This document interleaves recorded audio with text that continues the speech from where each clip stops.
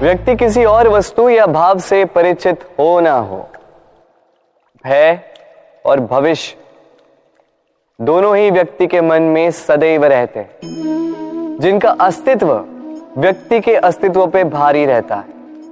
विचित्र है ना? वह वो है जिसे आप नहीं जानते, जो अनजान है, और इसी कारण आपको भय लगता है कि ना जाने क्या होगा। भविष्य वो है जो अब तक घटा ही नहीं, तो जो घटा ही नहीं उसके विषय में चिंता क्यों? आपके हाथ में है वर्तमान। वर्तमान के कर्म सत्य मन से कीजिए और सोचिए ये कि अपने कर्मों को और कितनी श्रेष्ठता से किया जा सकता है। इसलिए आप विश्वास कीजिए, यदि वर्तमान के कर्मों को आप सत्य मन से करोगे तो भय स्वयं ही निकल जाएगा और भविष्य का फल अवश्य ही मीठा होगा। इसलिए भय और भविष्य से डरना छोड़ दीजिए, इस वर्तमान को जी।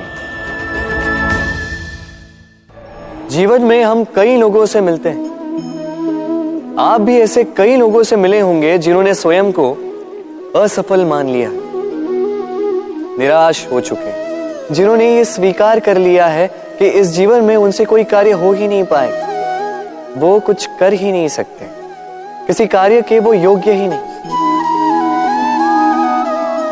किंतु ऐसा नहीं, इस संसार में ऐसा कुछ भी नहीं है जो योग्य नहीं है। कोई ऐसा अक्षर नहीं है जो किसी मंत्र का भाग ना, कोई ऐसी जड़ी बूटी नहीं है जो औषधि ना, कोई ऐसा विष नहीं है जो समय आने पर अमृत ना बन जाए। और इसी प्रकार कोई व्यक्ति अयोग्य नहीं होता, उसे अयोग्य बनाती है उसकी सोच। इसलिए स्वयं को जानो, जान जाओगे कि आप क्या हो।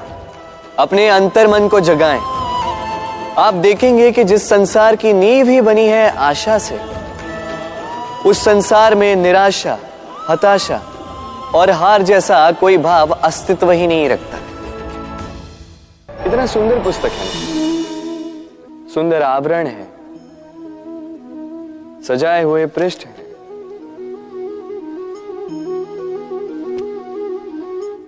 किंतु क्या ये सत्य में अद्भुत पुस्तक कहलाने की पात्र है? क्या इसमें जो लिखा है वो सत्य है, प्रेरणादायी है, हमारे लिए मूल्यवान है? कैसे निश्चय लिया जाए इस बात का? अब आप सोचेंगे कि सीधी सी बात है, आवरण को देख के पुस्तक की गुणवत्ता कैसे जानी जा सकती?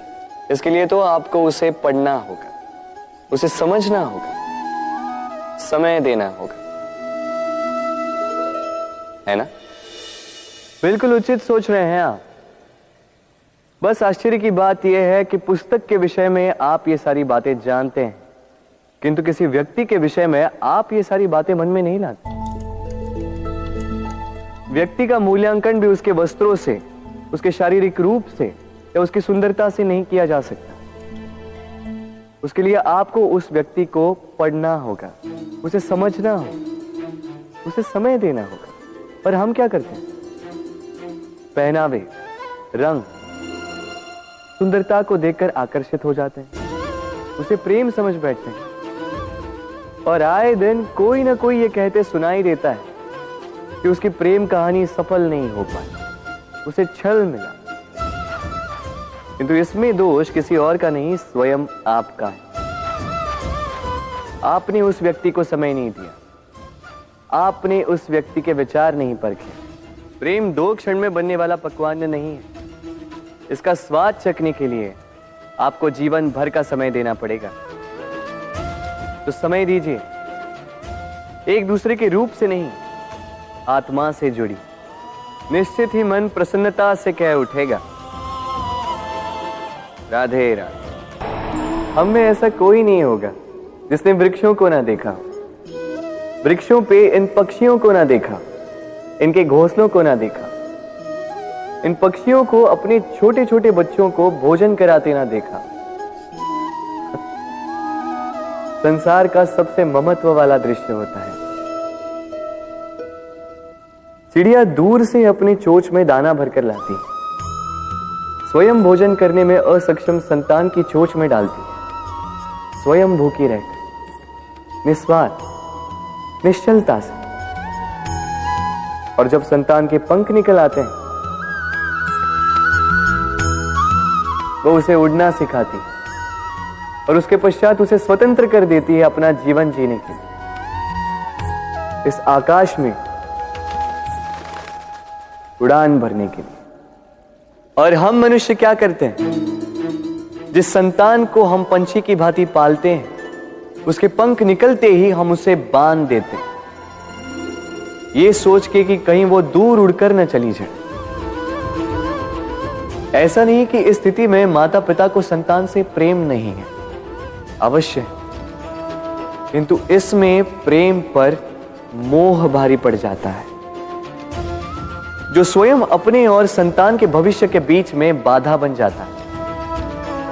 हम ये भूल जाते हैं कि हम केवल जन्मदाता है, भाग्य विधाता नहीं। तो जब प्रेम में मोह आ जाए तो वो प्रेम नहीं, स्वार्थ बन जाता है। इसलिए प्रेम को पास रखिए और मोह को दूर, क्योंकि जिससे प्रेम करते हैं उसका विकास नहीं रोका करते।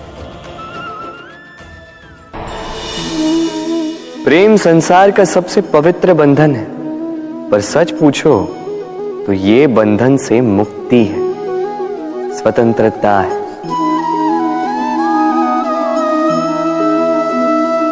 नहीं समझे? समझाता हूं। यदि कोई आपका प्रेम ठुकरा दे, यदि कोई आपका प्रेम समझ ही ना पाए, तो क्या होगा? कुछ उदास हो जाएंगे, कुछ छल करके प्रेम पाना चाहेंगे, तो कुछ बलपूर्वक प्रेम पर अधिकार करना चाहेंगे। किंतु यह आवश्यक नहीं कि जिससे आप प्रेम करते हो उसे भी आपसे प्रेम, क्योंकि प्रेम कोई वस्तु नहीं है, न राज्य है न धन जिसे आप बल से अपने वश में कर सको। प्रेम वो शक्ति है जो आपके लिए हर बंधन तोड़ सकती है, किंतु स्वयं किसी बंधन में नहीं फंसती। तो जिससे भी आप प्रेम करते हो उसे स्वतंत्र छोड़ दीजिए, क्योंकि स्वतंत्रता ही वो भाव है जो जीव को सबसे अधिक प्रिय है। प्रेम सच्चा होगा तो उसे अवश्य समझ में आए। तब तक के लिए निस्वार्थ भाव से प्रेम कीजिए, स्वार्थ हट जाएगा तो प्रेम आ ही जाएगा और मन प्रसन्न होकर बोलेगा, राधे राधे। जब भी प्रेम की बात आती है, हम सबसे पहले मन में एक नायक और एक नायिका का चित्रण कर लेते हैं। क्यों? आपके साथ भी यही होता है ना?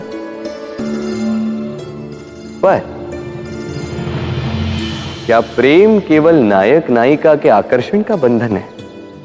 नहीं, प्रेम तो परिवार से हो सकता है, माता पिता भाई बहन से हो सकता है, सखा मित्रों से हो सकता है, देश और जन्मभूमि के लिए हो सकता है, मानवता के लिए हो सकता है, किसी कला के लिए हो सकता है, इस प्रकृति के लिए हो सकता है।